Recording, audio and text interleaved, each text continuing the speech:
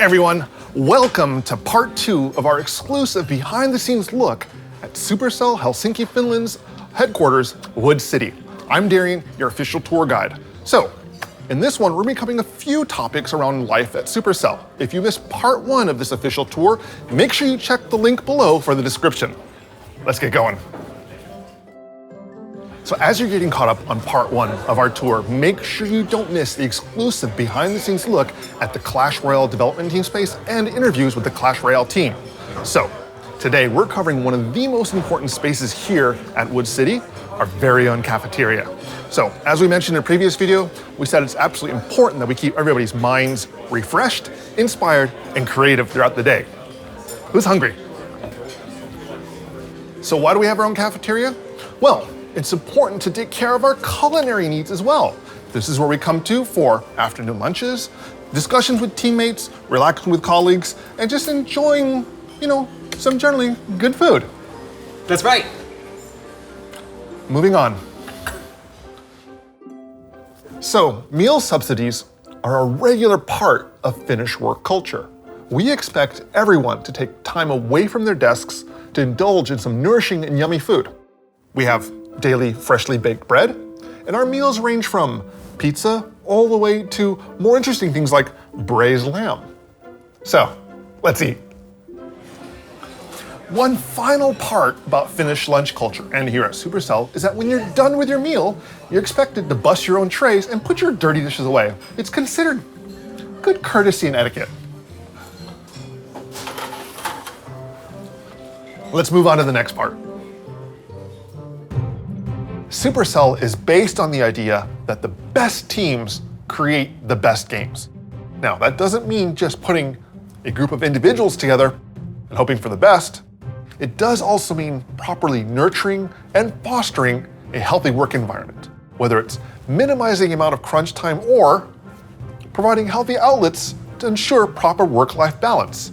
Maintaining proper mental health is one of the top priorities here at Supercell. So on each floor, we have what we call nap rooms, where Supercellians can briefly hide away from all the noise, sit in isolation, and work in solitude. So they could even have a short nap if they wanted. The rooms are fairly sound insulated, so they provide minimal intrusion from the outside noises, and it's the perfect place to contemplate life's endless mysteries. Or just grab some quick shut-eye, just take a break from the world. Now, excuse me, I'm in the middle of a clan war attack, and I really want to 3-star this base. I'll see you later. We're passionately dedicated to the games we create. And it's equally important we're able to focus on other parts of our lives too. Whether it's spending time with family and friends, after work, going on a well-earned holiday after an update, or just spending an hour at the gym to stay in shape. Maintaining mental health is not only important for our personal healthiness, but it also makes sure we're able to focus on the work ahead of us. ClashFest wouldn't be possible if it wasn't for the Clash universe. That all started 10 years ago with a game that united players from around the world, formed clans, and battled for victory with archers, dragons, barbarians, and more. And this is where the magic happens. Welcome to the Clash of Clans team space. Even though we're hard at work on the next update for Clash of Clans, we've managed to steal a little bit of their busy time to sit down with them, talk about what they do, and why they love working on this game. What does an art producer do, actually? Kind of a general purpose problem solver. So I just listen to the team, figure out what they're having problems with, and try to help them fix it. And what are you currently working on? Right now, it's a lot of organization of outsourcing for external partners working on cosmetics. So kind of streamline that.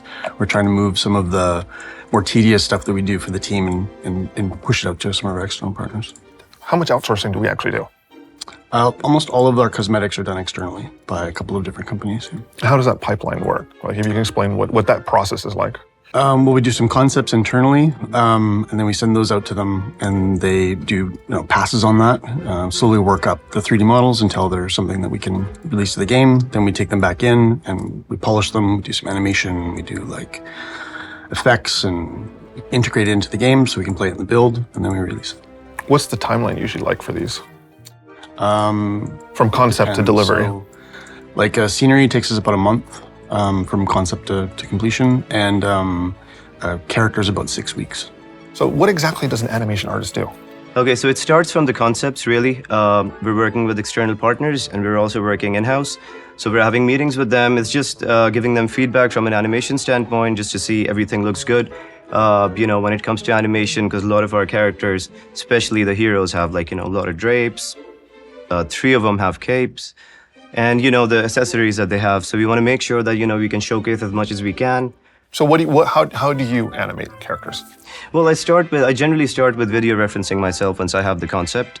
I video reference myself, and then I bring it into Maya, and then I start blocking, which is just step mode, just to see how the poses are looking, and then from there I kind of spline it and go from there to polish, really. And it takes about, I would say, a week and a half per skin.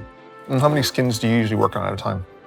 Just one at a time, though, and it maybe about 2 weeks, and then I go on to the next one. And we're also working with external partners, so they're also helping us out animate. What is technically the most difficult part of animating them? I guess I would say just to keep things interesting. Just to keep things interesting on the skins and the ideas is what I really, really emphasize on, just to make the player experience as fun as possible. So, which we've been trying to do now recently, so with the new skins that are coming up. What do you think is the most rewarding part of seeing your characters animated? Yeah, I would have to say that it's the community's reaction that you get to see, that we hear from the community managers. It's really rewarding to see players enjoying the characters that we're animating, and that's what we're trying to do, make it more fun for them, So what exactly is a game artist? He's a guy, a girl, who does all the in-game art content. So buildings, characters, effects. It's a broad area to work on. So what parts of the game have you worked on? I worked with basically every part. Currently, I'm working on cosmetics, just adding a final touches for the Classfest scenery. And mostly I work with the characters, some buildings, effects, and stuff like that. It's just basically everything. When designing upgraded buildings for Town Hall, how do you take a previous one and turn it into an upgraded one? We need to have some sort of an idea what the new town hall looks like. It could be a shape, a color, something that we all agree on. And then we just follow that plan, see if it works. If it doesn't work, then we do the thing again, and until it's perfect. So. What exactly to you does game balance mean? Find a balance where the casual players are able to feel good in their attacks. It seems possible for them to get a 3-star from base sometimes, but at the same time we have to keep the more involved players in mind, and we cannot make the game too easy for them. So we cannot make the 3-star attack a walk in the park, but we need to make it possible for everybody. When we go down for maintenance, server maintenance and upkeep, what actually happens besides feeding the hamsters? Usually we put a new version of the game in there, so we install that.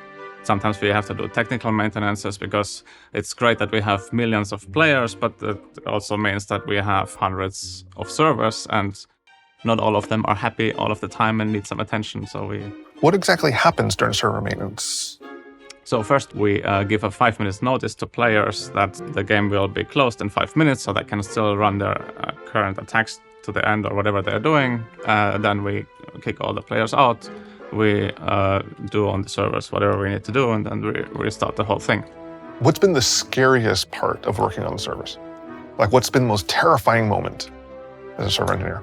I think the most terrifying moment is always when you do some modifications on the database, and because you don't want to accidentally delete something, and then everybody who has been playing Clash for 10 years is like, oh, where is my game? For this last interview, we are sitting down with the newest member of the Clash of Clans team. What's your name? No, because seriously, I have no idea who you are. I'm Adria, new community manager for Clash of Clans. Nice to meet you, and nice to meet you, Darian, by the way. How long have you been with Supercell now? Actually, this is my second day here. 2 days! Yeah, man, I'm the new kid on the block here. So, what are you looking forward to as far as being a community manager? I hope to be able to be a bridge between the players and all the community and the developers team and Supercell, basically. And what about being a community manager excites you the most? I would say being in the middle of lots of teams, interacting with the players on social media or with content creators or with fellow community managers who are more experienced and probably they know a lot more than me. So I'm here to learn from you and you're my teacher here. So are you ready for the intense barrage of update questions coming from the community? Okay, I think this is not what I signed for, but It is exactly what you signed for. okay, yeah, I'm ready. I'm ready for everything that you want me to participate in. One last question. Once you're up to speed after only being here for 2 days, are you up for doing a Reddit AMA? Yes, okay, that's a cool idea, yes. You heard it. You heard it here, Clash community. We're gonna throw this guy right into the heat, deep into the heart of the Clash community. As soon as he's up to speed and up and running, we're gonna do a Reddit AMA with this guy, just so you can get to know the newest community manager. How's that sound? Sounds perfect, man. Thank you very much. And welcome to the team. Thanks, man. Thanks. And that wraps up our tour of Wood City. Thank you for joining us. We hope you enjoyed this exclusive tour of the Helsinki office of Supercell. And we hope you've enjoyed the festivities of Clash Fest. We're so happy that we can once again host an event with our players, fans, and content creators. Thank you for being a part of this epic journey. We hope to see you guys again real soon. But until next time, moikka!